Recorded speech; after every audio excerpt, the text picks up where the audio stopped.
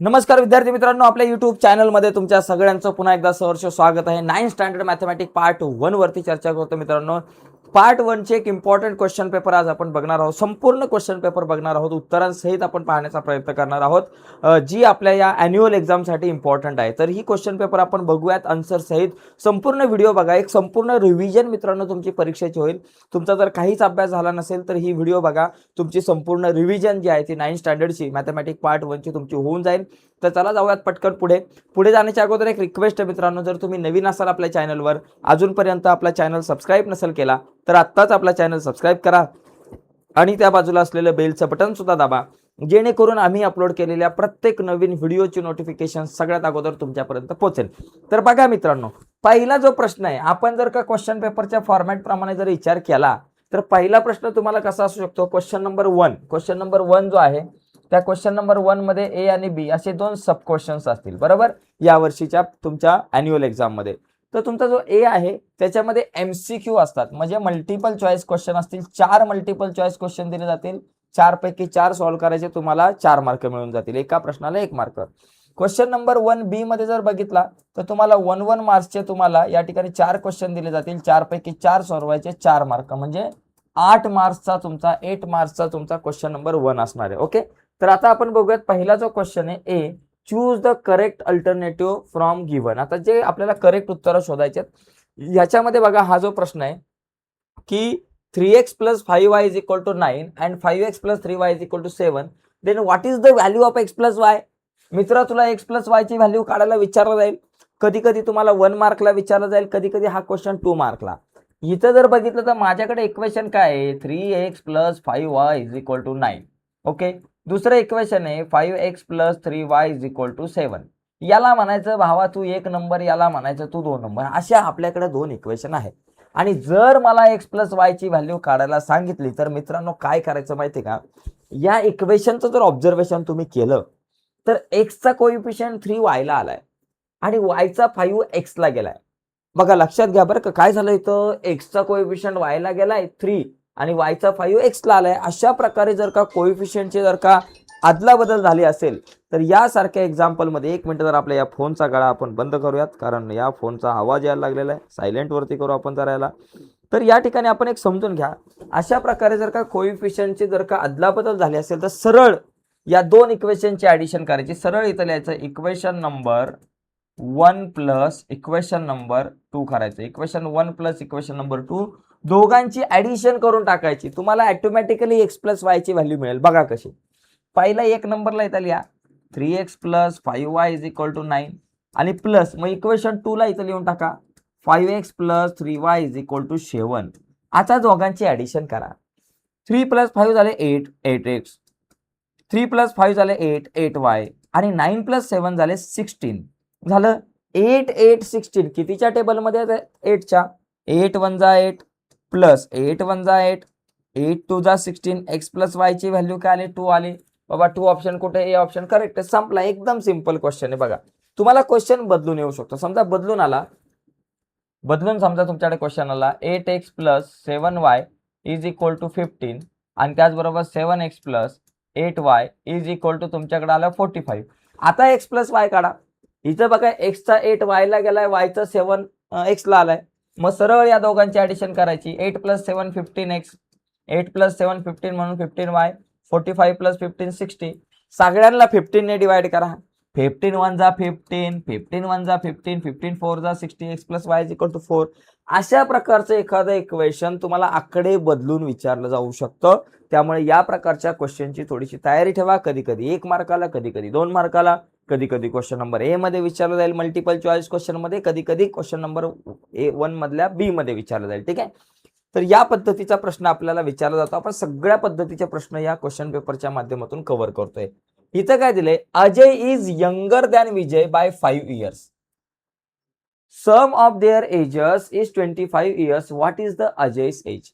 काय दिले बाबा, Ajay is younger than Vijay. आता विजय जो आपल्याकडे समजा, त्या विजयचा जे एज आहे ते आपण x म्हटलं, y म्हटलं, बरोबर। मग अजयचा एज काय बाबा, अजय काय बाबा त्या विजयपेक्षा 5 वर्षांनी यंगर म्हणजे छोटा आहे, बरोबर।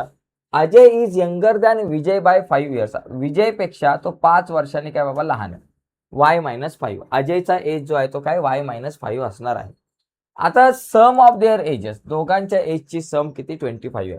म्हणजे y प्लस हा बाबा आपल्याकडे y-5 या दोघांची एजेसची सम किती बाबा 25 आहे.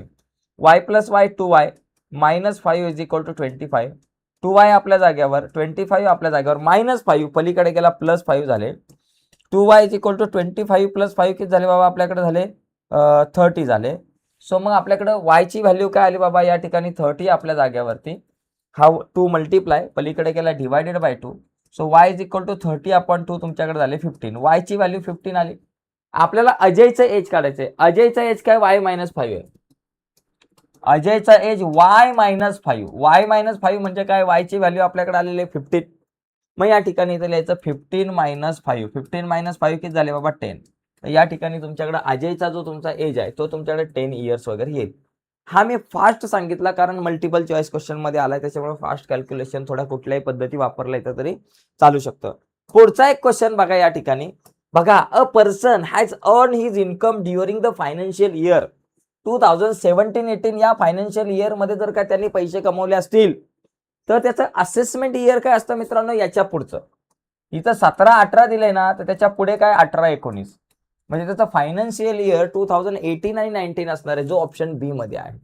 हा तुमचा आन्सर आहे. तर अशा पद्धतीचे मल्टिपल चॉईस क्वेश्चन जे आहेत हे प्रश्न तुम्हाला कुठून येतील, तुमच्या पुस्तकामध्ये जे तुमचे प्रॉब्लेम सेट आहेत त्या प्रॉब्लेम सेटमध्ये तुम्हाला मल्टिपल चॉईस क्वेश्चन दिलेत, तर त्या मल्टिपल चॉईस क्वेश्चनचा सराव करा मित्रांनो, त्याच्यातलेच प्रश्न येतील.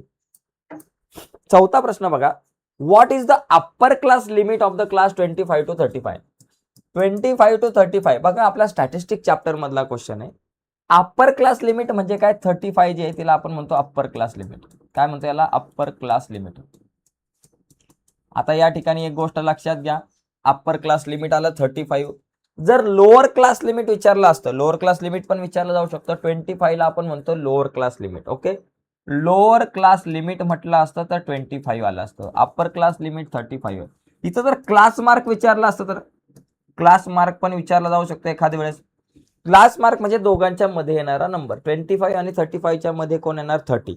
मग तो तुम्ही काढताना असंही काढू शकता 25 + 35/2 60/2. 25 + 35 60. 60/2 किती झाले बाबा 30. असाही काढू शकता. किंवा तुम्हाला इथं क्लास विड्थ सुद्धा विचारली जाऊ शकते. क्लास विड्थ म्हणजे 35 - 25 करा. 35 - 25 दोघांमधला डिफरन्स जो आहे तो 10 असतो, तो क्लास विड्थ असतो. म्हणजे तुम्हाला इथं जरी अप्पर क्लास लिमिट विचारले तरी कधी कधी लोअर क्लास लिमिटचा सुद्धा प्रश्न येईल, किंवा कधी कधी म्हटलं जाईल की बाबा लोअर क्लास लिमिट काढा, कधी कधी क्लास विड्थ काढा अशा प्रकारचा, किंवा कधी कधी क्लास मार्क काढा असाही प्रश्न येऊ शकतो. त्याच्यामुळे आपण सगळ्या प्रकारचे प्रश्न जे ते आपण करून घेण्याचा तुमचा प्रयत्न करतोय. ओके, आता पुढचा प्रश्न बघा या ठिकाणी.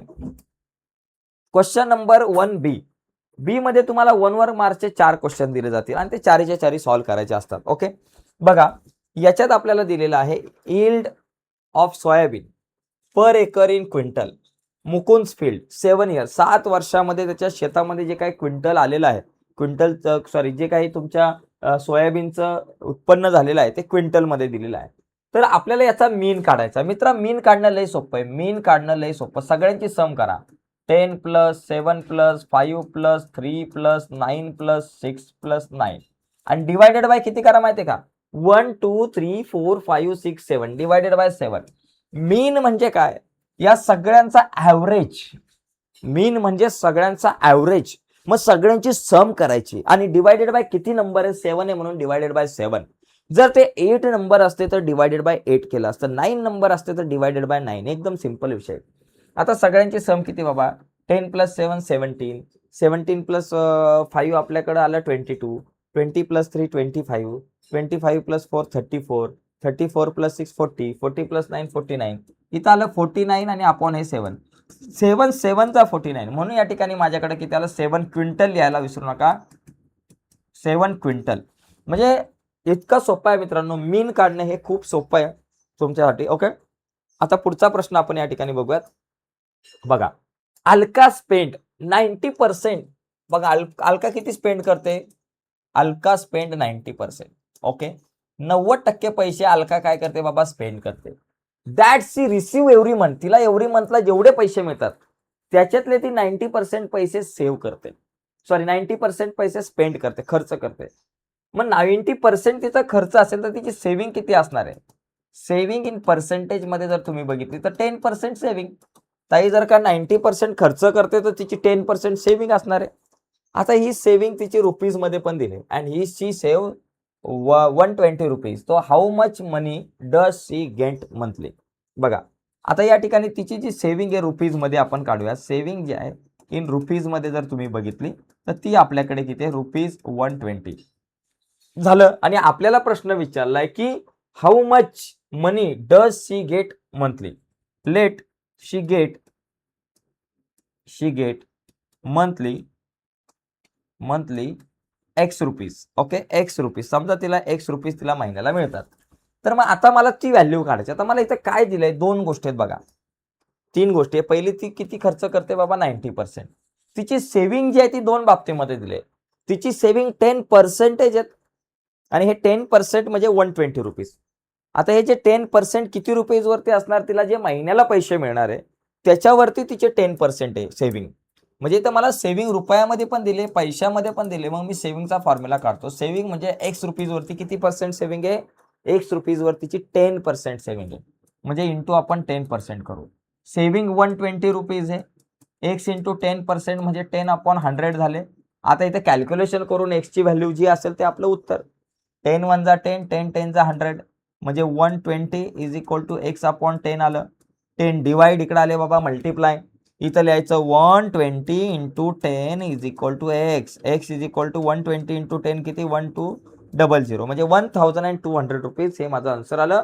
तर अशा पद्धतीने मित्रांनो आपल्याला काय करता येऊ शकतं? तर तिला एवढे पैसे मिळतात 1200 रुपये. म्हणजे how much money does she get monthly? 1200 rupees money she get monthly. असं आपण या ठिकाणी लिहू शकतो. ठीक आहे, चला आता पुढे जाऊयात. पुढचा क्वेश्चन बघा. When 5 is subtracted from length and breadth of rectangle the perimeter become 26. What is the mathematical form of the statement? आता याचा मॅथमॅटिकल फॉर्म आपल्याला कळतं. बघा 5 is subtracted from length and breadth. आता मी समजा लेंथला एक्स म्हटलं, ब्रेंथला मी काय म्हटलं? वाय म्हटलं. आता या दोघांमधून जर का 5 ला मायनस केलं, दोघांमधून समजा -5 केले, -5 केले, तर आपल्याला पेरिमीटर किती मिळते? पेरिमीटर जर तुम्ही बघितलं, पेरिमीटर जी आहे ती आपल्याला मिळते 26. ओके, दोघांमधून जर का बघा, when 5 is subtracted from length and breadth of rectangle the perimeter become 26. Length आहे एक्स, ब्रेंथ आहे वाय. या दोघांमधून 5 ला मायनस केला तर बावड्या मला पेरिमीटर मिळते 26. तर ते कशा प्रकारे तुमचं मॅथमॅटिकल फॉर्म येईल? पेरिमीटर म्हणजे काय? 2 ब्रॅकेटमध्ये लेंथ प्लस ब्रेंथ, बरोबर. Length plus breadth is equal to आपल्याकडे 26 दिले. पेरिमीटर म्हणजे 2 ब्रॅकेटमध्ये लेंथ प्लस ब्रेंथ हे असते पेरिमीटरचा फॉर्म्युला. ओके, 2 मल्टिप्लाय तिकडे गेले divided by l plus b is equal to 26/2. So l plus b is equal to 26/2. 2 1 जा 2, 2 3 जा 6 म्हणजे l plus b is equal to 13 आलं. आता एल म्हणजे काय? एक्स मायनस 5 आहे, प्लस बी म्हणजे काय बाबा? Y minus 5. एलच्या जागेवर एक्स मायनस 5 लिहिलं आणि बीच्या जागेवरती मी वाय मायनस 5 लिहून टाकतो. बीच्या जागेवर लिहा y minus 5 is equal to बाबा माझ्याकडे आहे 13 झालं. एक्स प्लस वायला एका बाजूला लिहा बाबा. हा -5 आणि हा -5. मायनस मायनस प्लस झाले. 5 + 5 10 झाले. मोठ्या नंबरचा sign minus. -10 is equal to 13. X minus y x plus y आपल्या जागेवर, 13 आपल्या जागेवर. या -10 ला बाय करायचं, त्याला म्हणायचं भावा तू जा पलीकडं. -10 आहे पलीकडं झाला +10 झाला.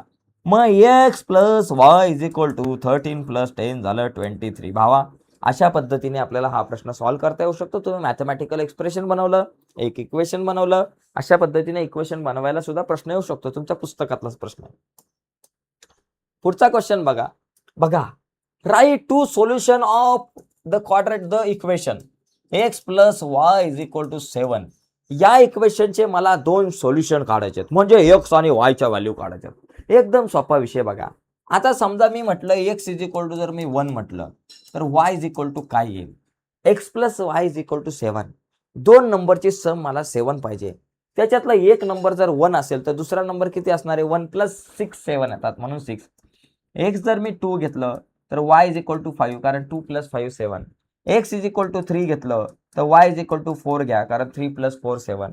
एक्स इज इक्वल टू 4 घेतलं तर वाय इज इक्वल टू 3 घ्या, कारण 4 + 3 7. असे भरपूर तुम्हाला उत्तरं मिळतील.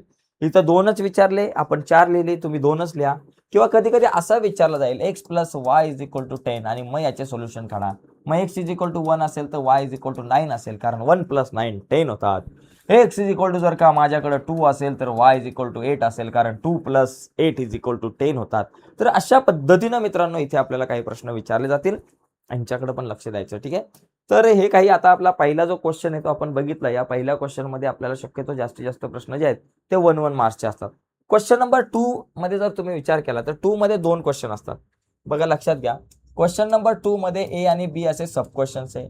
ए 4 मार्काला आणि बी तुमच्याकडे 8 मार्काला असेल. ए मध्ये तुम्हाला ऍक्टिव्हिटी बेस्ड क्वेश्चन असतील. 3 ऍक्टिव्हिटी दिल्या जातील, त्यापैकी 2 ऍक्टिव्हिटी कंप्लीट करायच्या. तिथे फक्त बॉक्स भरायचे आहेत. ओके, कसे बॉक्स भरायचे आहेत बघा. आता बघा, आपण बघूया 2A मध्ये बघा या पद्धतीचा प्रश्न. मला इथं काय करायचंय, Amita invested some part of 35,000 rupees at 4% and the rest 5% interest for 1 year. Okay. Altogether, her gain was 1530. Find out the amount she had invested at the two different rate. Write your answer in the word. आता या ठिकाणी मला इथं x आणि वायच्या value काढायच्या. तर इथे नीट लक्षात घ्या. पहिला मुद्दा काय, Amita invested some part of 35,000 rupees at 4% and rest of 5%. ती काय करते, तिच्याकडे 35,000 रुपये अनिताकडे. त्या 35,000 रुपीज मधले ती काय करते, या 35,000 रुपयामधले काही पैसे, 35,000 रुपीज मधले काही पैसे जे आहेत ना, ती 4% इंटरेस्ट रेटने इन्व्हेस्ट करते आणि काही पैसे जे ती 5% ने इन्व्हेस्ट करते. बरोबर. समजा 4% ने ती एक्स रुपीज एवढे इन्व्हेस्ट करते आणि 5% ने वाय रुपीज इन्व्हेस्ट करते. मग दोघांची सम किती बाबा, 35,000च असणार. बरोबर ना, कारण x plus y is equal to 35, कारण एक्स ही एक अमाऊंट आहे तिची, वाय एक अमाऊंट आहे, दोन अमाऊंट ती वेगवेगळ्या रेटने इन्व्हेस्ट करते. मग इथं माझ्याकडे x plus y is equal to काय येणार आहे, 35. ओके. आता इंटरेस्ट जो आहे तो इंटरेस्ट इथं त्यांनी काढलाय बाबा. एक्स रुपीज वरती बघा, एक्स रुपीज वरती 4% इंटरेस्ट बघा. एक्स रुपीज वरती 4% इंटरेस्ट आहे. तिचा टोटल इंटरेस्ट किती, व तिला बघा या ठिकाणी सांगितलं की all together her gain was 1530, म्हणजे 1530 इतकं तिचं गेन आहे. म्हणजे दोन्ही इंटरेस्ट, हा 4% इंटरेस्ट प्लस हा 5% इंटरेस्ट, दोघांची सम जी आहे ती किती बाबा, 1530. आता एक्स रुपीज वरती 4% इंटरेस्ट म्हणजे किती बाबा, एक्स इंटू 4% म्हणजे 4/100 प्लस वाय रुपीज वरती 5% म्हणजे किती, y into 5/100 is equal to किती, 1350. आपल्या सॉरी 1530 असणार आहे. 1530 ही त्याची सम असणार आहे. मग इथं आपल्याकडे दिले already 4/100 x 5/100 y is equal to 1530. आता तुम्हाला एक्स आणि वायच्या व्हॅल्यू इथं काढायच्या, सगळं कॅल्क्युलेशन करून. आता त्या कशा काढायच्या बघा, हे आता तुम्हाला सॉल्व्ह करून तुम्हाला या ठिकाणी इथं एक्स आणि वायच्या व्हॅल्यू काढाव्या लागतील. पहिली गोष्ट, x plus y is equal to 3500 हे इक्वेशन ओके. आता या इक्वेशन मध्ये बघा इथं खाली 100 आहे. हे 100 घालवण्यासाठी सगळीकडे 100 ने मल्टिप्लाय करू. बघा इथं समजा मी केलं 100 इंटू 4/100x प्लस इथं समजा 100 ने मल्टिप्लाय केलं 100 into 5/100y is equal to 1530. याला पण कितीने मल्टिप्लाय करा, 100 ने. 100 ने मल्टिप्लाय केल्यानंतर हे 100 गेले, हे 100 गेले. मग आपल्याकडे काय राहिले बाबा, 4 into x 4x plus 5 into y 5y is equal to बाबा 100 ला जर मी 1530 ला मल्टिप्लाय केलं 100 ने तर 1530, त्याच्या पुढे 2 झिरो आपले वाढतील. याला आता मी म्हणतो बाबा, याला मी इक्वेशन नंबर 2 म्हणतो. ठीक आहे. आता मला हा इक्वेशन आणि हा इक्वेशन, हे दोन इक्वेशन सॉल्व्ह करून एक्स आणि वायच्या व्हॅल्यू काढायच्यात. आता या दोन इक्वेशनला सॉल्व्ह करण्यासाठी कोणाचं तरी कोएफिशियंट कॉमन पाहिजे. दोघांमध्ये एक्सचा पण कॉमन नाही, वायचा पण नाही कॉमन. आपण एक्सचा किंवा वायचा कॉमन केला पाहिजे. समजा एक्सचा कॉमन करू, इथं 4x आहेत, इथे पण 4x आले पाहिजे. मग इक्वेशन नंबर 1 ला कितीने मल्टिप्लाय करायचं, 4 ने मल्टिप्लाय करायचं. मग इथं लिहायचं इक्वेशन नंबर 1 इंटू 4 करू. 1 ला 4 ने मल्टिप्लाय करू. मग आपल्याकडे काय होईल बाबा, 4 इंटू एक्स आपल्याकडे आले 4x, 4 इंटू वाय 4y. आता 35,000 इंटू 4 करा. बघा 35 इंटू 4 करा, 4 5 जा 20, 2 आले, 4 3 जा 12, 12 आणि 2 किती झाले बाबा 14, 140 आले. मग या 140 वरती हे 3 0, 1 2 3 0 इक्वेशन नंबर 3. आता 1 2 3 इक्वेशनचा बघा, इक्वेशन नंबर 3 आणि 2 चा जर विचार केला, 4x कॉमन आहे, ते कट होतील. मग ते कट करण्यासाठी मी काय करतो, इक्वेशन 2 मधून इक्वेशन 3 ला मायनस करतो, कारण 2 मधून जर 3 मायनस केला तर माझ्याकडून 4x कट होतील आणि मला y ची व्हॅल्यू मिळेल. मग इथे लिहायचं equation number 3 minus equation number 2 करू, किंवा equation number 2 minus equation number 3 करू. इक्वेशन 2 मधून इक्वेशन नंबर 3 ला मायनस करू. ठीक आहे. आता 2 काय बाबा हे बघायचंय. 4x plus 5y is equal to 153. 4x plus 5y is equal to 153 0 0 0 0 झालं. 0 0 0 3 0 आहेत. ओके, 153 आणि 3 0. आणि इकडे बघा 4x plus 4y is equal to 140 0 0 0. चला आता सबस्ट्रॅक्शन करून टाका इथे. 4x मधून 4x गेले, 5 मधून 4 गेले 1y, 153 मधून 143 गेले. बघा हा 140 गेले, हा 3 आला, 5 मधून 4 गेले 1 आला आणि 1 2 3 किती आले बाबा. y ची व्हॅल्यू आपल्याकडे किती आली 13,000. y 13,000. आता x ची व्हॅल्यू काढायची आहे. मग x ची व्हॅल्यू काढण्यासाठी या y च्या व्हॅल्यूला तुम्हाला काय करावं लागणार, इक्वेशन 1 किंवा 2 मध्ये किंवा 3 मध्ये ठेवावं लागेल. आपण इक्वेशन 1 मध्ये ठेवू. 1 काय बाबा, x plus y is equal to 1, x plus y is equal to 35,000. हे आहे आपल्याकडे इक्वेशन नंबर 1. याच्यामध्ये जर का मी 13,000 ला ठेवलं, x प्लस y ची व्हॅल्यू 13,000 इज इक्वल टू 35,000. आता बाबा y x ला आपल्या जागेवर ठेवू. 35,000 आपल्या जागेवर, 13,000 प्लस आहे, पलीकडे गेले मायनस 13,000 झाले. आता काय होईल बाबा, x इज इक्वल टू 35 मधून 13 गेले, हे 3 0 तर आपल्या जागेवर येतील. आता 5 मधून 3 गेले 2 आणि 3 मधून 1 गेले 2, 22,000 आपल्याकडे काय आन्सर येईल. म्हणजे x ची व्हॅल्यू किती 22,000 आणि y ची व्हॅल्यू किती 13,000. तर अशा पद्धतीने तुम्हाला हे 4 बॉक्स भरावे लागतील, 1 2 आणि 3 4. या पद्धतीने तुम्हाला हा प्रश्न सॉल्व्ह करावा लागेल. थोडासा अवघड ऍक्च्युली हा प्रश्न, मला असं वाटतं की 3 मार्काच्या क्वेश्चन मध्ये येऊ शकतो जर आला तर. पुढचे जरा सोपे आहेत, याला जरा थोडंसं तुम्हाला समजून घ्यायला अवघड गेला असेल, पण चला पुढे जाऊयात. पुढचा क्वेश्चन बघा. पुढचा क्वेश्चन हा लय सोपा क्वेश्चन आहे. हा क्वेश्चन आला तर खूप सोपा, सिंपल आहे आपल्याला. Observe the table given below, check and decide whether individual have to pay income tax. बघा इन्कम टॅक्सच्या संदर्भात रूल आहे. ज्याचं एज 60 पेक्षा कमी आहे अशा व्यक्तीला 2,50,000 रुपीज माफ असतात. म्हणजे त्याचं कसं असतं, 2,50,000. जर समजा त्याचा इन्कम 2,50,000 च्या वर असेल तरच त्याला टॅक्स बसेल. 2,50,000 च्या खाली जर त्याचा इन्कम असेल, एखाद्या व्यक्तीचं एज 60 पेक्षा कमी आहे, म्हणजे 60 पेक्षा त्याचं एज जर का कमी असेल, तर त्याला मित्रांनो लक्षात घ्या, म्हणजे त्याचं एज जे आहे समजा एक्स पकडू, ते आपल्याकडे छोटा आहे 60 पेक्षा, तर त्याला मित्रांनो 2,50,000 रुपीज माफ आहे. 2,50,000 पर्यंत जर त्याचा इन्कम असेल, त्याच्या आत असेल, तर त्याला टॅक्स भरावा लागणार नाही. मग समजा ज्याचं एज जे आहे ते 60 to 80 मध्ये आहे, तर त्याला 3 लाख पर्यंत पैसे माफ असतात. म्हणजे 3 लाखाच्या वरती जर इन्कम गेला तरच त्याला टॅक्स भरावा लागणार, त्याच्या खाली जर इन्कम असेल तर त्याला टॅक्स पे करावा लागणार नाही.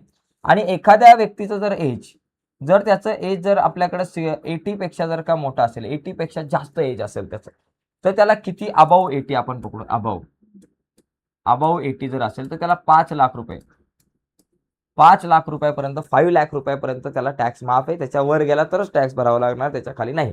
आता बघा मिस निकिता, तिचं एज 27 आहे, म्हणजे 60 पेक्षा कमी आहे, म्हणजे तिला 2.5 लाख रुपये माफ आहे. 2.5 लाखाच्या वर गेला तरच टॅक्स भरावा लागेल. पण इथं तिचं 2,34,000 आहे, 2,34,000 आहे. म्हणजे हिला इन्कम टॅक्स भरावा लागणार का, तर नाही भरावा लागणार, कारण तिचं इन्कम 2,50,000 च्या आत आहे. आता त्याच्यानंतर आपण जर का मिस कुलकर्णी बघितलं तर 36 एज आहे. 36 म्हणजे 60 पेक्षा कमी आहे, म्हणजे तिला 2,50,000च्या वर, 2,50,000च्या वर गेले तरच तिला टॅक्स भरावा लागणार आहे. आणि हिचं इन्कम 3,27,000 म्हणजे 2 लाख पेक्षा जास्त आहे, म्हणजे हिला टॅक्स भरावा लागणार आहे, कारण हिचं इन्कम जे आहे ते 2,50,000च्या वरती आहे. त्याच्यानंतर मिस मेहता 44 इयर आहे, म्हणजे 60 पेक्षा कमी आहे, म्हणजे 2,50,000च्या वर गेलं तर टॅक्स भरावा लागणार. इथं 5,82,000, 2,50,000च्या वर आहे, म्हणून याला पण टॅक्स भरावा लागणार. त्याच्यानंतर मिस्टर बजाज एज 64 आहे. 64 म्हणजे 60 to 80, 3 लाख रुपये माफ आहे. 3 लाखाच्या वर गेला तर टॅक्स भरावा लागणार आहे. आता याचं जर 3 लाखच्या वरती आहे, म्हणजे याला पण टॅक्स भरावा लागणार. मिस डिसिल्वा 81 म्हणजे अबाव 80, म्हणजे 5 लाखाच्या वर गेला तर टॅक्स भरावा लागणार. याचा इन्कम 4,50,000, 5 लाखाच्या आत आहे, म्हणजे याला टॅक्स भरावा लागेल का, नाही भरावा लागणार. तर मित्रांनो अशा पद्धतीने या सगळ्या गोष्टी आपल्याला समजून घ्यायच्यात. अतिशय सोपा प्रश्न आहे. इथे आकडे आणि एज बदलले तरी आपल्याला या प्रश्नाचं उत्तर लिहिता आलं पाहिजे. एकदम इझी क्वेश्चन आहे. पुढचा क्वेश्चन बघा. अशा प्रकारचा प्रश्न तुम्हाला येतो. हा पण खूप सिंपल प्रश्न आहे बघा. याच्यामध्ये काय स्टॅटिस्टिक मधला क्वेश्चन आहे. क्लासेस दिले 12 to 13, 13 to 14, 14 to 15, 15 to 16. याच्यामध्ये टॅली मार्क दिले. तिथे किती बाबा 5 आहेत. मग इथं तुम्ही लिहून टाका 5. इथं किती 5 + 5 10, 10 + 4 झाले तुमच्याकडे 14 झाले. त्याच्यानंतर इथं काहीच दिसत नाही आणि इथं किती बाबा तुम्हाला दिसतात 4 आहेत. आता तुम्ही म्हणाल सर इथं काहीच नाही म्हणजे 0 असेल का? नाही. लक्षात घ्या. 14 + 5 किती झाले 19. 19 + 4 किती झाले 23 होतात आणि टोटल 35 आहेत. म्हणजे 35 मधून 23 गेले. किती राहिले? 5 मधून 3 गेले 2. 3 मधून 2 गेले 1. 12. म्हणजे इथे तुमच्याकडे 12 पाहिजे. बघा आता या सगळ्यांची सम जी आहे ती 35 होते. 5 + 14 19. 19 + 12 आपल्याकडे किती झाले? 19 + 12 31. 31 + 4 35. आता हे 12 आहेत. म्हणजे इथे तुम्हाला 1 2 3 4 5 1 2 3 4 5 आणि 1 2 12 झाले. तर अशा पद्धतीने आपल्याला एखादा चार्ट येऊ शकतो जो तुमचा स्टॅटिस्टिक चॅप्टर मधला असू शकतो. जो चार्ट तुम्हाला 2 मार्क मिळवून देईल. ठीक आहे. चला आता आपण पुढे जाऊयात. पुढचे क्वेश्चन्स काय बघूया. क्वेश्चन नंबर 2A झाला. आता क्वेश्चन नंबर 2B. 2B मध्ये जर आपण बघितलं तर सॉल्व द फॉलोइंग क्वेश्चन. आपल्याला 2-2 मार्काचे एकूण 5 क्वेश्चन दिले जातील. 5 पैकी तुम्हाला कुठलेही 4 क्वेश्चन सॉल्व करायचे असतात. तर याच्यामध्ये बघा या प्रकारचा क्वेश्चन आपल्याकडे येतो. एकदम सिंपल क्वेश्चन आहे. क्लासिफाय आपल्याला करायचं आहे. Classify the following information primary data आणि सेकंडरी डाटा.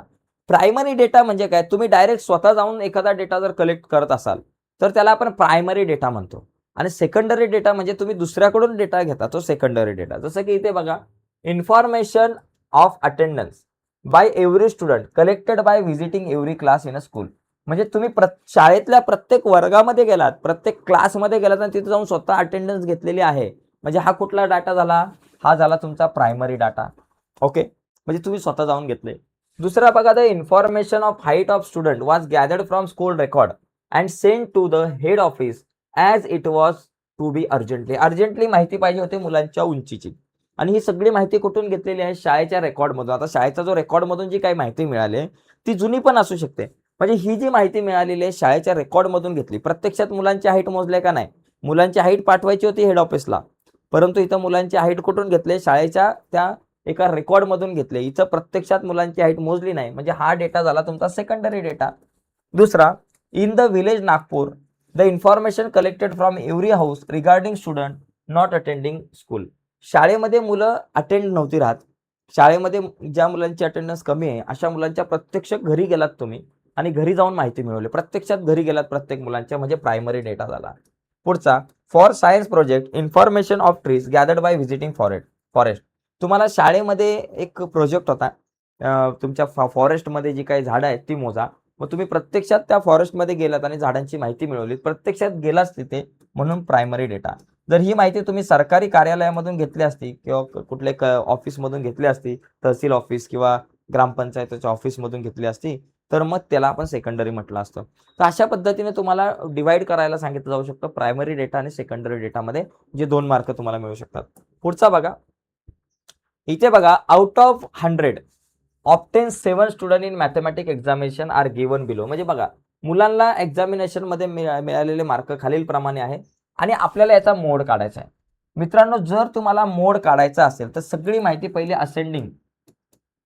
असेंडिंग ऑर्डर मध्ये लिहायची. कुठल्या? असेंडिंग ऑर्डर मध्ये ही सगळी माहिती लिहायची. म्हणजे चढत्या क्रमाने पहिला छोटा नंबर, मग त्याच्यापेक्षा मोठा, मग त्याच्यापेक्षा मोठा असं. आता याच्यातला सगळ्यात छोटा नंबर कुठला? 60 मार्क्स.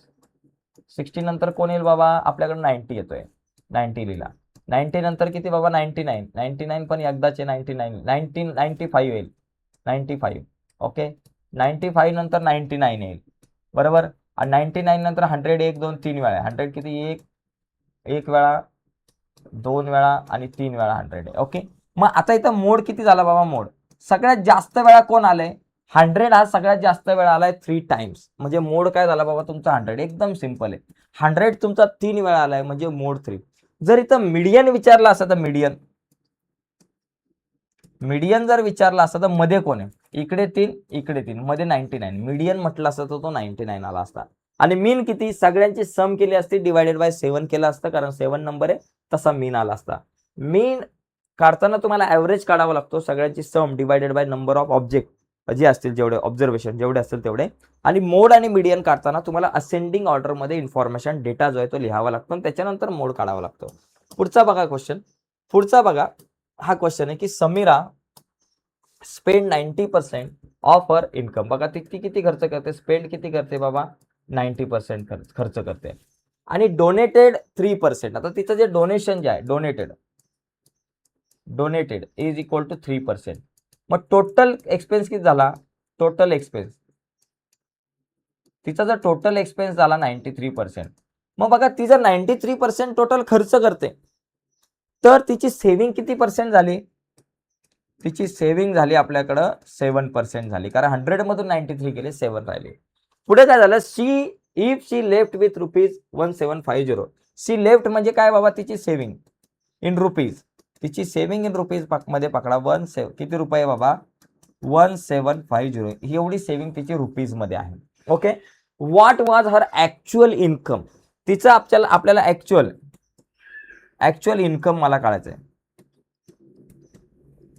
ऍक्च्युअल इन्कम आपल्याला या ठिकाणी काढायचं आहे, त्याला आपण म्हणू एक्स रुपीज. तिचं बाबा ऍक्च्युअल इन्कम समजा एक्स रुपीज आहे. ओके, आता तिची जी सेव्हिंग मला दोन पद्धतीमध्ये, सेव्हिंग तिची बघा मला कशामध्ये दिले, एक तर पर्सेंटेज मध्ये आणि सेव्हिंग रुपीज मध्ये आहे. तरी ही सेव्हिंग 7% आहे. सेव्हिंग ही कशावरती असणार, 7% तिच्या इन्कम वरती असणार आहे, आणि इन्कम एक्स रुपीज आहे, आणि ती सेव्हिंग 1750 आहे. मग आपण सेव्हिंगचाच फॉर्म्युला वापरू. Saving is equal to x rupees वर किती पर्सेंट, 7% तिची सेव्हिंग. एक्स रुपीज वरती तिची सेव्हिंग दिली 7%. मग सेव्हिंग जी आहे 1750 रुपीज माझ्याकडे आहे, एक्स रुपीज वर 7% म्हणजे 7/100 करा. आपल्याला एक्स ची व्हॅल्यू काढायची आहे. 1750 आपल्या जागेवर 100 डिवाइड इकडे आला मल्टिप्लाय, 7 मल्टिप्लाय इथं आला divide is equal to x. आता 7 ने 1750 ला डिवाइड करा. 7 ने डिवाइड करायचंय 1750 ला. 7 1 जा 7 आणि 7 2 जा, आपल्याकडे आलं 14. 17 मधून 14 गेले, 3 राहिले, वरून आले 5. 7 5 जा 35. ओके, आणि हा एक 0 250. माझ्याकडे जर का इथं किती आन्सर येईल बाबा, 7 ने जर का मी याला डिवाइड केलं तर माझ्याकडे आन्सर येतं 250. ओके, मग एक्स इज इक्वल टू आपल्याकडे काय आलं, 250 इंटू 100. इथं लिहायचं 250 इंटू 100. 250 इंटू 100 केलं तर माझ्याकडे काय आलं, 250, 2 0 वाढले, 25,000 रुपीज. मग तिचं हर ऍक्च्युअल इन्कम वॉज 25,000 रुपीज. या प्रकारचा क्वेश्चन आपण मगाशी सुद्धा बघितला होता. याचा स्क्रीनशॉट घ्यायचा असेल तर तुम्ही घेऊ शकता. एकदम सोपा क्वेश्चन आहे. ओके, बघा पुढचा जर क्वेश्चन आपण बघितला, by using variable x and Y for any 4 linear equation in 2 variable. मित्रांनो, तुम्हाला लिनियर इक्वेशन बनवायला सांगितले गेलेले आहेत. एकदम सोपं आहे. पहिलं एक्स आणि वायचा उपयोग करून x plus y is equal to मी 8 घेतलं. बघा, x plus y is equal to 8 घेतलं. दुसरं आहे 2x plus 3y is equal to काय पण लिहा, 1 2 3 4 5 6 7 8 9 काय पण लिहा. किंवा एखाद्याला वाटलं सर मला असं लिहायचं x minus y is equal to 9 लिहायचं, लिहिल. किंवा एखाद्याला वाटलं सर मला x plus 5y is equal to 1 2 3 4 5 7 minus 7 लिहा, काय पण लिहा, काय टेन्शन नाही. एक्स आणि वाय आला पाहिजे. फक्त असं काय करू नका, x square plus 8y is equal to 3. वरती डोक्यावर काय स्क्वेअर क्यूब वगैरे काय घेऊ नका, नाही तर चुकेल. ओके, कारण ते लिनियर इक्वेशन पाहिजे, म्हणजे डोक्यावरती फक्त एकच आकडा पाहिजे. एक्स एकटा आहे म्हणजे डोक्यावरती एक असतो. ओके, इंडेक्स त्याचा 2 च्या वरती नकोय किंवा 2 पण नकोय. ओके, तर आता अशा पद्धतीने आपण हे 4 क्वेश्चन बघितले. हा खूप सोपा आहे.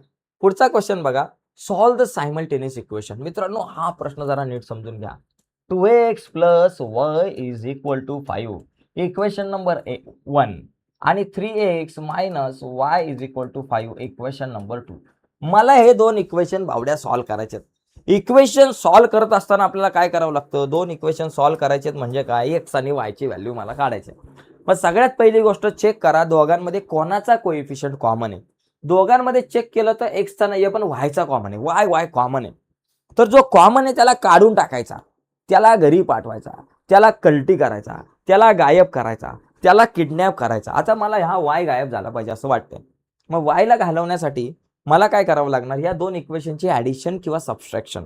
आता इथं साइन अपोजिट आहेत, अपोजिट साइन आहे म्हणजे सबट्रॅक्शन करावं, ऍडिशन करायची. मग मग सरळ लिहायचं equation number 1 plus equation number 2. Equation 1 plus equation 2 दोघांची सम करा. ओके, जास्त काय करू नका, दोघांची सम करा, टेन्शन घेऊ नका. बघा इक्वेशन 1 आहे 2x plus y is equal to 5 आणि प्लस इक्वेशन 2 काय आपल्याकडं 3x minus y is equal to 5. चला 2 प्लस 3 किती झाले 5, 5x. वाय वाय गेले 5 प्लस 5 10 झाले. एक्सला म्हणायचं भावा तू इथंच थांब, 10ला म्हणायचं तू जाऊ नको लांब, 5ला म्हणायचं तुझं इथं काय काम. 5 मल्टिप्लाय इकडे गेला divided by x is equal to 5 2 जा 10 म्हणजे एक्सची व्हॅल्यू काय आली बाबा 2 आली. आता मला वायची व्हॅल्यू काढायची आहे. मग वायची व्हॅल्यू काढण्यासाठी आपल्याला काय करावं लागतं, ही जी एक्सची व्हॅल्यू आहे 2 हिला तुम्ही इक्वेशन 1 किंवा 2 कुठेही ठेवू शकता. आपण 1 मध्ये ठेवू. चला place x is equal to 2 in equation number 1. चला 1 मध्ये ठेवून द्या. इक्वेशन 1 काय 2x plus y is equal to 5. इथं लिहायचं 2x plus y is equal to 5. 2 into x ची व्हॅल्यू आहे 2 plus y is equal to 5. 2 2 जा 4 plus y is equal to 5. Okay, वायला म्हणायचं इथंच थांब, 5ला म्हणायचं तू जाऊ नको लांब, 4ला म्हणायचं तुझं इथं काय काम. 4 प्लस हे पलीकडे गेला मायनस झाला 4. वाय इज इक्वल टू 5 मधून 4 गेला 1. अशा प्रकारे वाय इज इक्वल टू माझ्याकडे आलेला आहे 1. तर या पद्धतीने वाय इज इक्वल टू 1 आणि एक्स इज इक्वल टू 2 आपल्याकडे आलेला आहे. अशा पद्धतीने हे जे काही इक्वेशन्स आहेत ते आपल्याला सॉल्व्ह करता आलं पाहिजे. एकदम इझी आहे. ठीक आहे, पुढचा क्वेश्चन बघा. आता हे पाच प्रश्न झाले. आता क्वेश्चन नंबर 1 आणि 2 झाला. क्वेश्चन नंबर 3 मध्ये जर बघितलं तर 3 मार्क्सचे क्वेश्चन तुम्हाला विचारले जातात. क्वेश्चन नंबर 3 मध्ये सुद्धा 2 सब क्वेश्चन्स असतात. बघा लक्षात घ्या, क्वेश्चन नंबर 3 मध्ये आपल्याकडे बघा क्वेश्चन नंबर 3 चा जर बघितला तर त्याच्यामध्ये ए आणि बी असे सब क्वेश्चन्स आहे. ए 3 मार्कला आणि बी तुम्हाला असतो 6 मार्कला. ए म्हणजे तुम्हाला 2 क्वेश्चन दिले जातील, 2 पैकी एक सॉल्व्ह करायचा आहे, ऍक्टिव्हिटी बेस्ड क्वेश्चन आहे. आणि बी मध्ये तुम्हाला 3 किंवा 4 क्वेश्चन दिले जातील, त्याच्यातले 2 सॉल्व्ह करायचे असतात. बघा आपण आता ए क्वेश्चन बघू. या पद्धतीचा ऍक्टिव्हिटी बेस्ड क्वेश्चन तुम्हाला येऊ शकतो. एकदम सिंपल आहे. इथं मला काय दिलंय, complete the following cumulative frequency table. Cumulative frequency म्हणजे काय, वरून ऍड करत यायचं. जसं की हे 5 मी इथं लिहिले. आता 5 प्लस हे 7 करायचे आहेत. 5 प्लस 7 किती झाले बाबा 12. परत हे 12 इथं लिहायचे. 12 प्लस 15 किती झाले बाबा 27. परत हे 27 इथं लिहायचे. 27 प्लस बाबा हे 10 करा. 27 प्लस 10 किती 37. मग 37 इथं लिहिले. 37 प्लस 5 42. मग हे 42 ला इथं लिहायचं आणि 42 प्लस 3 केले तर माझ्याकडे किती येतात 45. एकदम सिंपल आहे क्वेश्चन हा. काय केलं, पहिले 5 आपल्या पहिले 5 लिहिले. 5 लिहिले. 5 प्लस हा 7 12. 12 लिहिला. 12 प्लस हा 15 27. मग 27 लिहायचं असतं. 27 प्लस हा 10 37. मग 37 आहे. 37 प्लस 5 40 42. 42 लिहिला. 42 प्लस हा 3 केला 45 आला. अशा पद्धतीने मित्रांनो ही लेस दॅन फ्रिक्वेन्सी किंवा कधी कधी तुम्हाला more than or equal to पण येईल. मग त्यावेळेस काय करायचं, more than or equal to आले तर पहिले लिहायचे 45. मोर दॅनची पण क्वेश्चन तुम्हाला येऊ शकतो. एक तर लेस दॅन किंवा मोर दॅन येतो. आणि 45 मायनस काय करायचं, मायनस करत जायचं. 45 मायनस 5 करा. इथे आले बाबा 40. हा 40 आला. बघा 45 हा 45 मायनस हा 5 करा. नंतर बाबा 40 आहे. 40 मायनस काय करा, हा वरचा 7 करा. वरचा नंबर मायनस करत जायचं. 7 केलं तुमच्याकडे आलं 33. मग 33 मायनस काय करायचं, हा वरचा 15. 33 मधून 15 गेले बाबा किती येईल ते करा. अशा प्रकारे तुम्हाला मायनस मायनस करत जायचं आहे. तर असा सुद्धा येऊ शकतो तुम्हाला more than or equal to type. Okay, तर आता पुढचा क्वेश्चन बघू आपण. याच्यातला दुसरा क्वेश्चन आपल्याला दिलेला आहे. बघा इथे इथे आपल्याला एक इक्वेशन सॉल्व्ह करायचं. Find the fraction. न्यूमरेटर आपल्याला एक्स अपॉन वाय आहे. न्यूमरेटर एक्स आहे, डिनॉमिनेटर आपल्याकडे वाय दिलेला आहे. आणि जो फ्रॅक्शन जो आहे तो आपल्याकडे तो काय येईल ते आपल्याला लिहायचं. बघा इथं काय दिलंय, एक इक्वेशन बनले. 2 इक्वेशन बनवलेले आहेत ऑलरेडी. त्या 2 इक्वेशनला सोडवून एक्स आणि वायच्या व्हॅल्यू काढल्या की तुमचं काम झालं. बघा इथं काय दिलंय की the numerator is multiply by 3 and 3 is subtracted from the denominator for the fraction obtain is 18 upon 11. आणि त्यानुसार एक इक्वेशन बनवले. इथे पण दुसरं इक्वेशन बनवले. सरळ तुम्हाला काय काम करायचं, काय वाचायची गरज नाही. सरळ तुम्हाला हे इक्वेशन आणि हे इक्वेशन समोर लिहून ते सॉल्व्ह करून एक्स आणि वायच्या व्हॅल्यू काढायचे होतात. हे इक्वेशन बघा 11x मायनस 6y हा 18 प्लस आहे, त्याला पलीकडे नेऊ मायनस 18x 18 होईल. Equation number 1. हा बघा x मायनस वाय आपल्या जाग्यावर ठेवू आणि इज इक्वल टू हा प्लस 8 आहे, पलीकडे गेला मायनस 8 झाला. याला इक्वेशन नंबर 2 आपण या ठिकाणी देऊयात. आता या 2 इक्वेशन मध्ये जर तुम्ही बघितलं तर दोघांमध्ये एक्स आणि वाय कोणाचाच कोइफिशियंट कॉमन नाहीये. दोन इक्वेशनला सॉल्व्ह करायचे. कसं सॉल्व्ह करायचं मगाशी आपण बघितलं. आता कोणाचं तरी इक्वेशन कॉमन करू. कोणाचं कॉमन करायचं? कोणाचं तरी कोइफिशियंट कॉमन करू. मग कोणाचा कॉमन करायचा? एक्सचा करा किंवा वायचा करा, काही फरक पडत नाही. आपण समजा वायचा करू. वायचा करण्यासाठी इक्वेशन नंबर 1 ला 6 ने मल्टिप्लाय करावं लागेल. सॉरी वायचा करू म्हणजे इक्वेशन नंबर 2 ला 6 ने मल्टिप्लाय करावं लागेल, कारण वर -6y खाली पण 6y आला पाहिजे. मग 6 ने मल्टिप्लाय करण्यासाठी इथं लिहायचं बाबा equation number 2 × 6 multiplying equation 2 by 6. 6 ने मल्टिप्लाय केलं 6 × x 6x झालं, मायनस 6 × y 6y झालं, -6y. आणि इथं 8 6 जा 48 -48 इक्वेशन नंबर 3. आता एक काम करा, इक्वेशन नंबर 3 तयार झालं. आता इक्वेशन 1 मधून इक्वेशन 3 ला मायनस करा किंवा 3 मधून 1 ला मायनस करा. आपण काय करू? 1 मायनस इक्वेशन 3 करू. ओके, 1 - 3. आता हे वरच करू आपण. इक्वेशन 1 काय बाबा आपल्याकडे 11x -6y is equal to -18. ठीक आहे. आणि त्याच्यानंतर इक्वेशन नंबर 3 आपल्याकडे काय आहे? 6x - 6y 6x - 6y is equal to आपल्याकडे -48. ज्यावेळेस तुम्ही सबस्ट्रॅक्शन करता त्यावेळेस खालचे साईन चेंज होतात बघा. खालचे साईन चेंज, प्लसचा मायनस, मायनसचा प्लस, मायनसचा प्लस. 6y तर गेले. 11 मधून 6 गेले, 5 राहिले, म्हणून इथं 5x. आणि इथं मायनस प्लस मायनस 48 मधून 18 गेले, तुमच्याकडे राहिले 30. मग x इज इक्वल टू काय बाबा? 30 आपल्या जागेवर 5 मल्टिप्लाय इथं गेले, divided by x is equal to 5 6 जा म्हणजे x इज इक्वल टू माझ्याकडे आले 6. ओके, x ची व्हॅल्यू 6 आली. आता y ची व्हॅल्यू काढण्यासाठी ही जी 6 व्हॅल्यू आहे तिला कुठे ठेवणार? इक्वेशन नंबर 1 किंवा 2 मध्ये ठेवा. 2 मध्ये ठेवा. इथं लिहा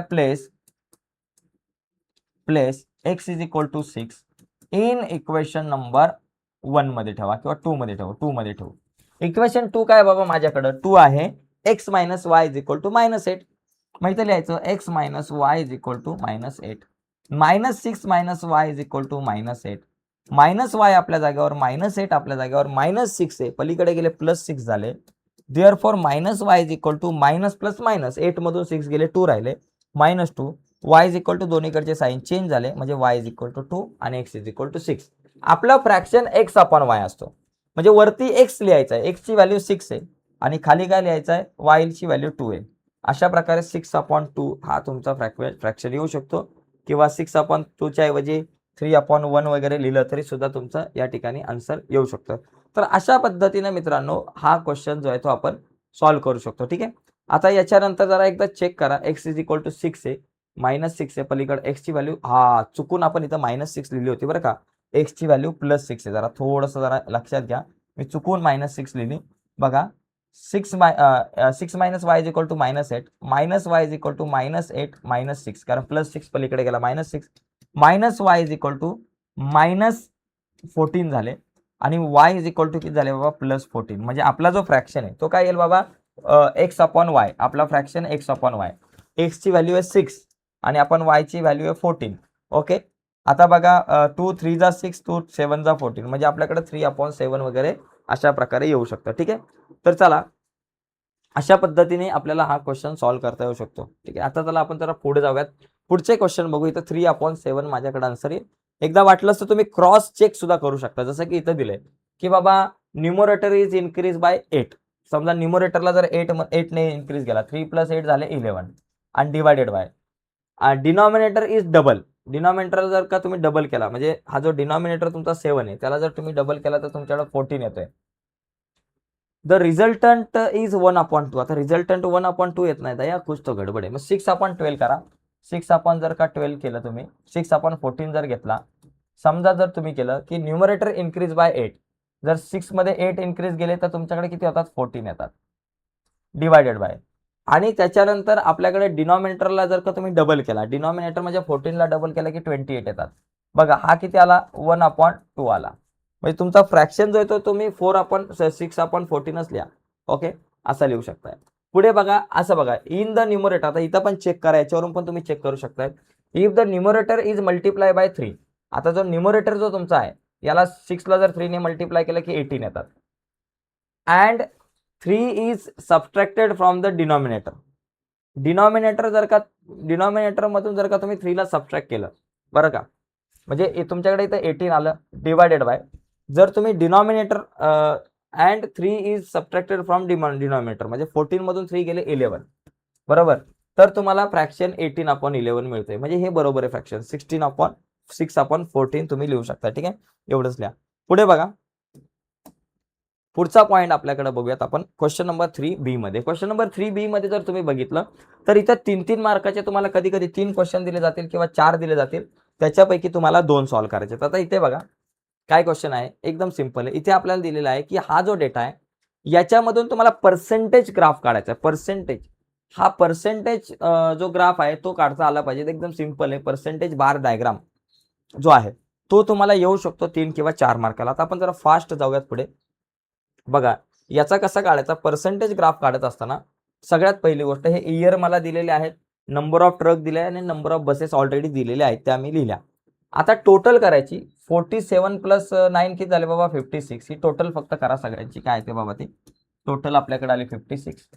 त्याच्यानंतर 56 प्लस 13, 6 प्लस 3 झाला 9, 5 प्लस 1 झाला तुमच्याकडे 6, 69 झाला. आणि या दोघांची सम झाली तुमच्याकडे 76. 63 प्लस 18 तुमच्याकडे झालं 81. ओके, झालं. आता मला काय करायचंय, इथं पर्सेंटेज फॉर ट्रक. आता ट्रकसाठी मला पर्सेंटेज काढायचे. 47 ट्रक आहेत, मग ते किती पैकी आहेत, 56 पैकी आहेत. 47 56 पैकी आहेत. आपण 56 इंटू 100 करा आणि ते काढा.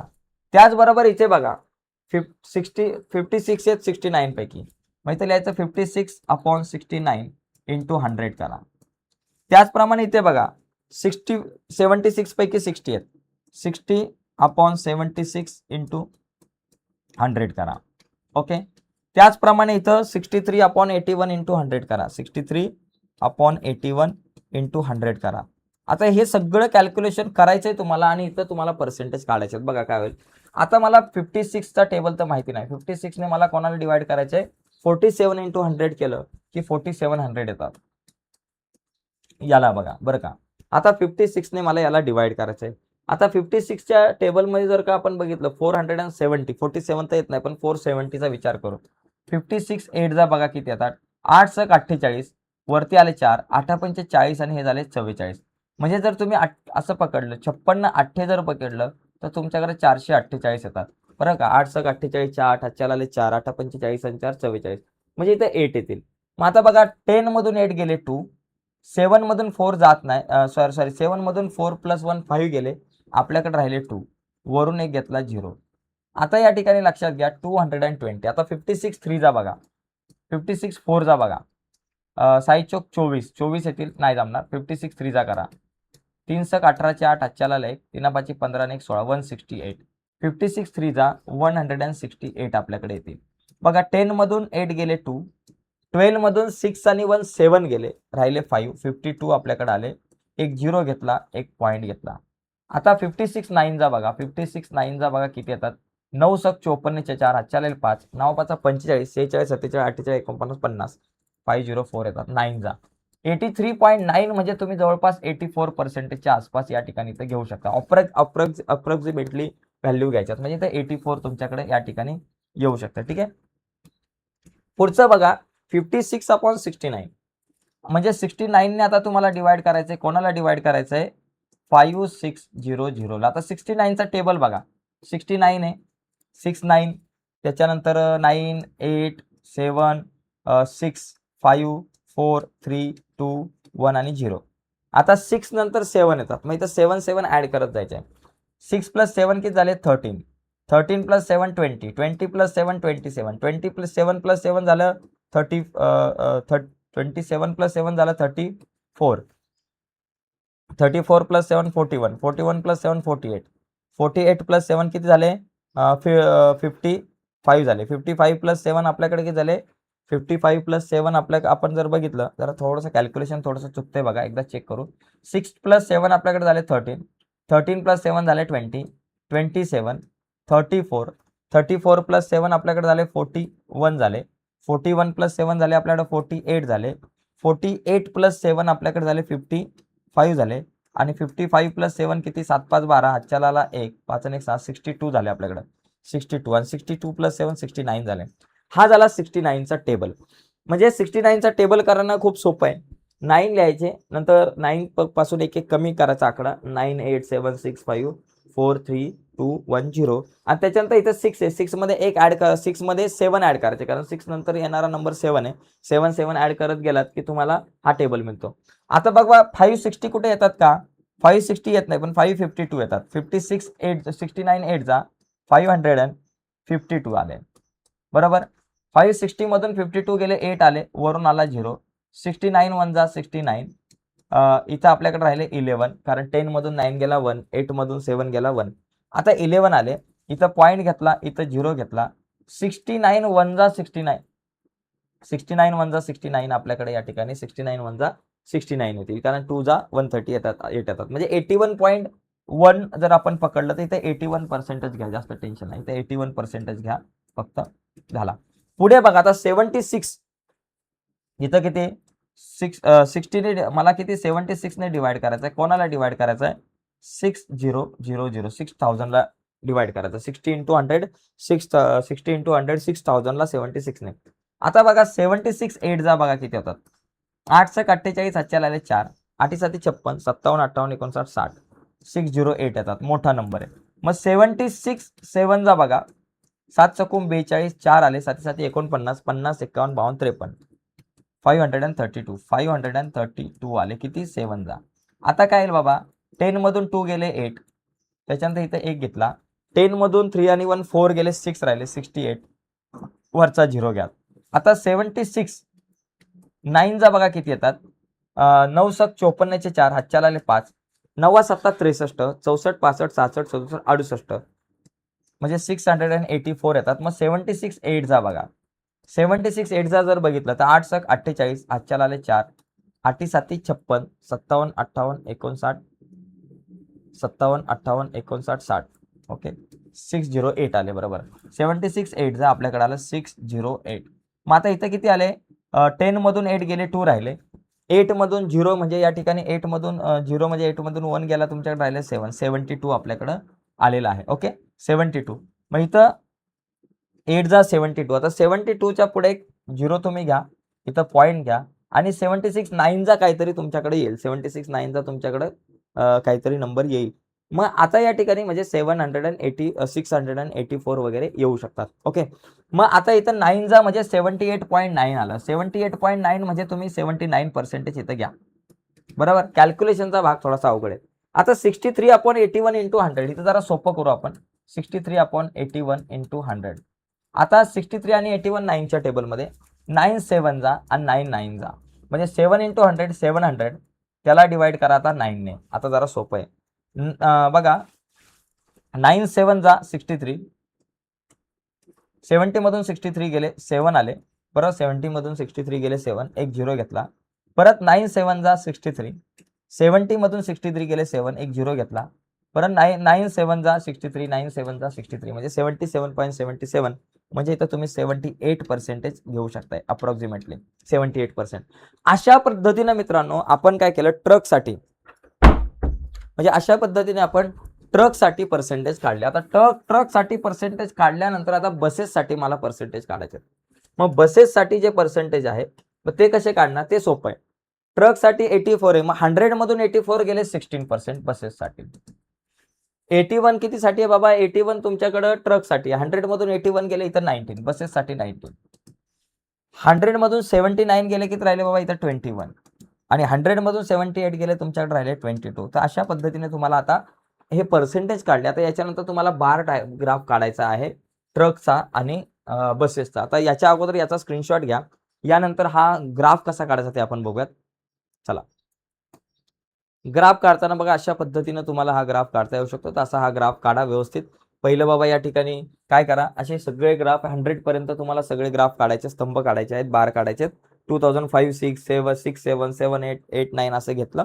100 पर्यंत केल्यानंतर 2005 6 ला ट्रकसाठी किती आहे बाबा 70 83 वगैरे काहीतरी आलं होतं. तर मग इथे 83 पर्यंत तुमचा बसेस नंबर ऑफ ट्रक आला, वरचा पार्ट जो आहे बसेस बरोबर. अशा पद्धतीने तुम्ही काढू शकता. ठीक आहे. आता आपल्याकडे वेळ नाहीये म्हणून पुढचे काही क्वेश्चन्स आहे मित्रांनो ते आता तुम्ही सॉल्व्ह करायचा प्रयत्न करा. मी तुम्हाला क्वेश्चन सांगतो कारण बराचसा वेळ झालाय, मी आता सॉल्व्ह करून देत नाही. जर तुम्हाला असं वाटत असेल सर आम्हाला हे क्वेश्चन सॉल्व्ह करून द्या, तर तसं कमेंट बॉक्समध्ये लिहा, मी तुम्हाला सॉल्व्ह करून देईल. याच्यामध्ये हा दुसरा एक क्वेश्चन आहे, हा पण इम्पॉर्टंट आहे, याची तयारी करा. त्याच्यानंतर हा जो क्वेश्चन आहे हा एक लिनियर इक्वेशन इन 2 व्हेरिएबल मधला आहे, याची तयारी करा. त्याच्यानंतर तुम्हाला बघा चौथा क्वेश्चन जो आहे, या प्रकारच्या क्वेश्चनची मित्रांनो तयारी करा. टेबल तयार करता आला पाहिजे तुम्हाला, एकदम सिंपल क्वेश्चन असतो. ओके. त्याच्यानंतर क्वेश्चन नंबर 4 जो आहे तो क्वेश्चन नंबर 4 मध्ये जर तुम्ही बघितलं तर क्वेश्चन नंबर 4 मध्ये 4-4 मार्काचे 3 क्वेश्चन दिले जातील. त्याच्यापैकी तुम्हाला 2 सॉल्व्ह करायचे. जसं की इथे तुम्हाला बघा डेटा अशा प्रकारे टेबल बनवायला दिलाय, त्याच्यावर काही क्वेश्चन्स आहेत. असा टेबल बनवून तुम्ही क्वेश्चन त्याच्यावरचे सॉल्व्ह करू शकताय. त्याचे आन्सर लिहू शकताय. पुढचा बघा इथं तुम्हाला इन्कम टॅक्स फाइंड कसा करायचा ते दिलेलं आहे. त्याच्यानंतर तुम्हाला तिसरा क्वेश्चन तुमचा लिनियर इक्वेशन मधला आहे, हा एक आहे. त्याच्यानंतर क्वेश्चन नंबर 3 जो 5 जो आहे त्याच्यामध्ये तुम्हाला 2 क्वेश्चन दिले जातील. 2 पैकी 1 सॉल्व्ह करायचा आहे. जसं की हा पहिला जो क्वेश्चन आहे तो तुमचा आहे स्टॅटिस्टिक मधला आणि दुसरा जो क्वेश्चन आहे तो तुमचा आहे आपला जो फायनान्शियल प्लॅनिंग मधला.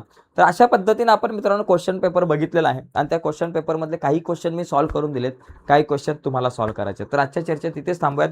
लवकरच आपण पुढच्या व्हिडिओमध्ये मॅथमॅटिक्स पार्ट 2 च्या एका क्वेश्चन पेपरवरती चर्चा करूयात. सध्या तर इथेच थांबू. बाय सर्वांना, धन्यवाद.